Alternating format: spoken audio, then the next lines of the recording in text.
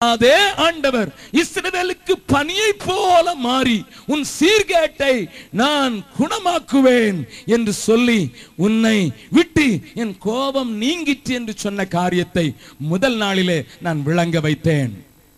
நேற்றைய தினத்திலே ஆவியின் நிறைவு நமக்கு அவசியம் என்பதை, எழுப்புதலை தக்க வைத்துக் கொள்வதற்கு அது அத்தியாவசிய தேவை என்பதை நான் உங்களுக்கு எடுத்து உரைத்தது மாத்திரமல்லாமல், பொய்யான மாயையான ஏதோ ஆவியில் நிறைந்துவிட்டு நான் துள்ளினேன் என்பதில் அல்ல, ஆவியின் நிறைவு எது என்பதை அப்போஸ்தல நடபடிகளிலே 7 இடங்களிலே வருகிற நிரப்பப்படும் அனுபவத்துக்கு நேராக நான் உங்களை வழிநடத்தினேன்.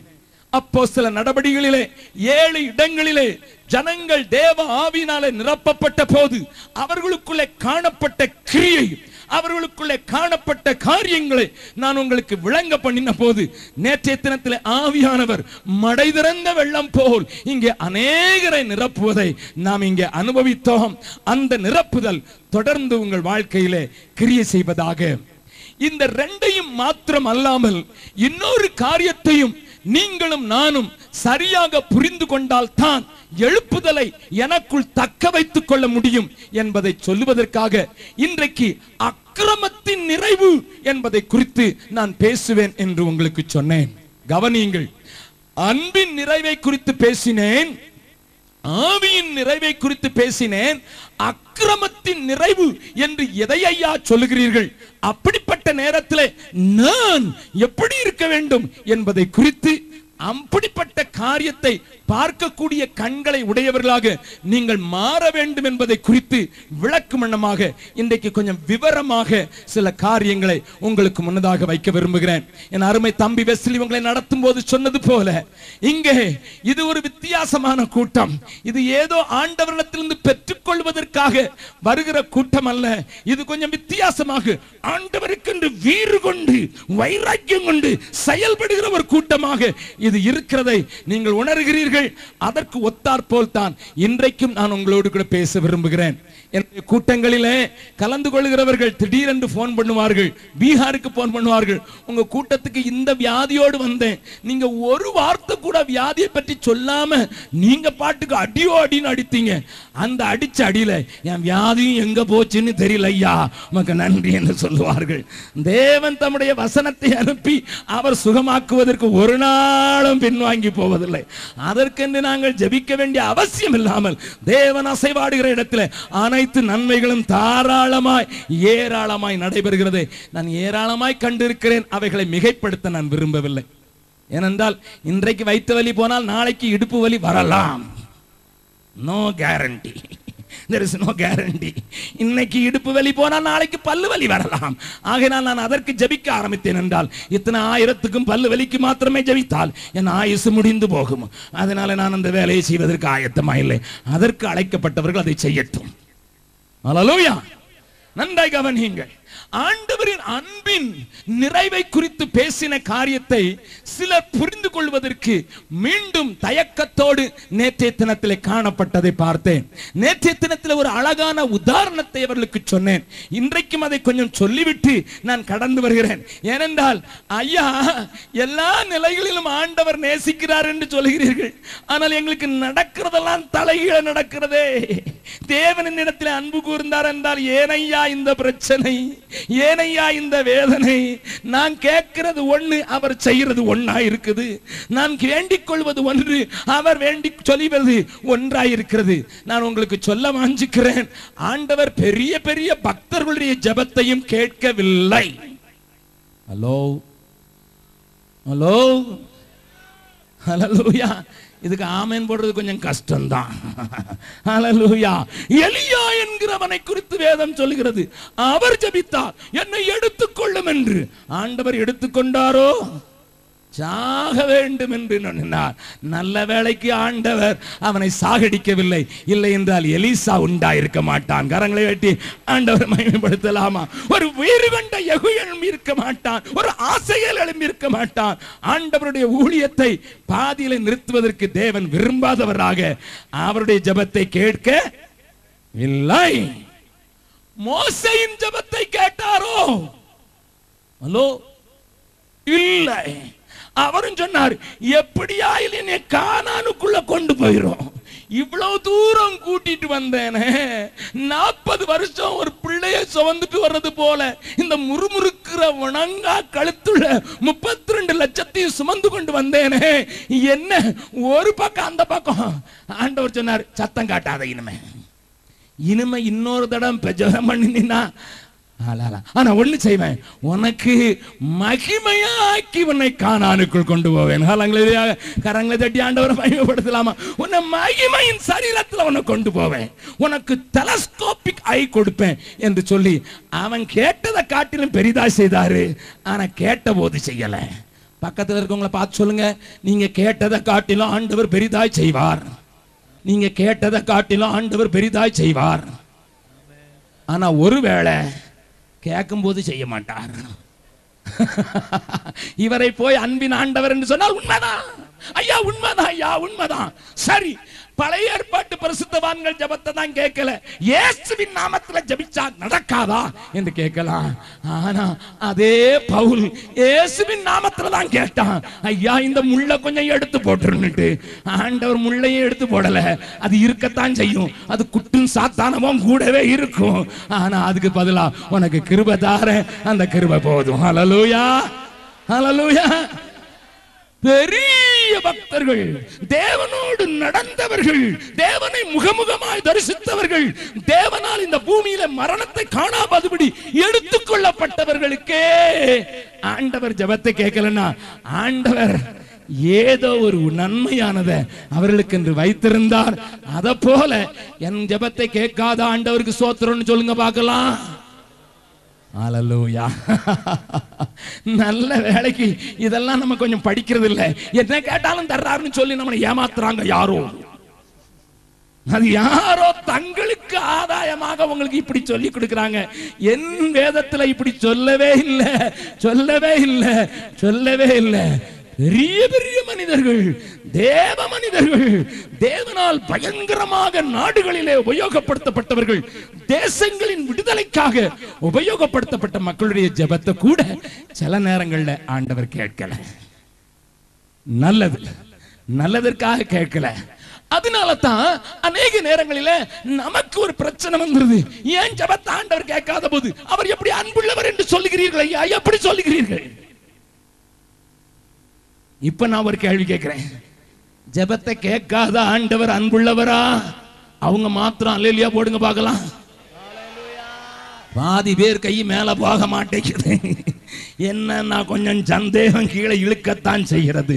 என் வேதம் சொல்லுகிறது ஆண்டவர் எப்படிப்பட்டவர் என்பதை கொஞ்சம் காட்டி கொடுத்து விட்டு அக்கிரமத்தின் நிறைவை குறித்து பேசுகிறேன். திருப்பங்கள் என்னோடு கூட சேர்ந்து தெரிந்த வசனங்கள் தான். ஆனால் ஒரு காரியத்தை இங்கே வந்திருக்கிற சிலருக்காக பேசும்படியாக ஆவியானவர் என்னோடு கூட பேசுகிறபடியினால நான் சொல்லும்படியாக வாஞ்சிக்கிறேன்.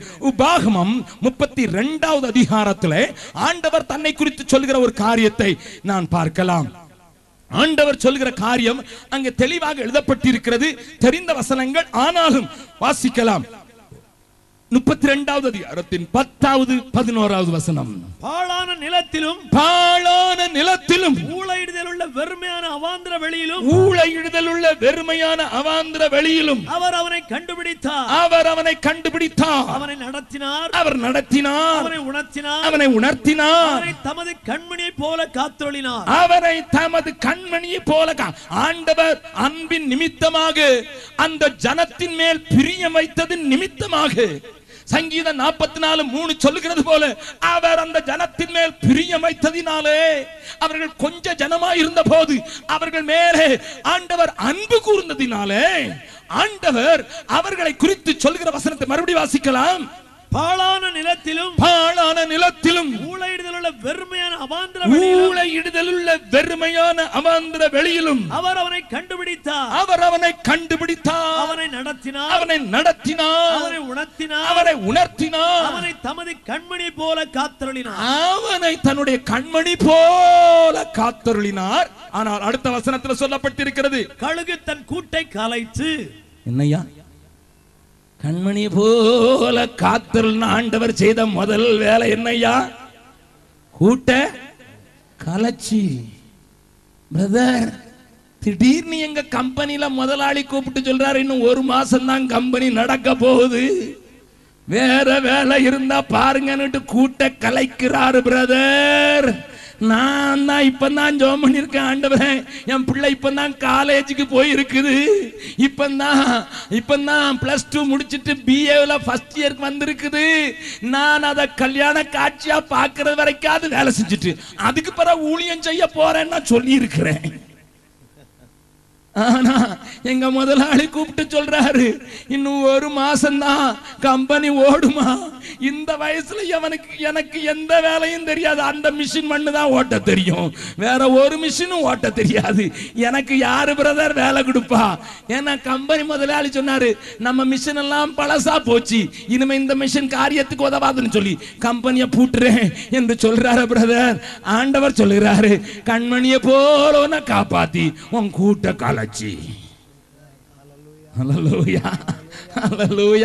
கொஞ்சம் கஷ்டமா தான்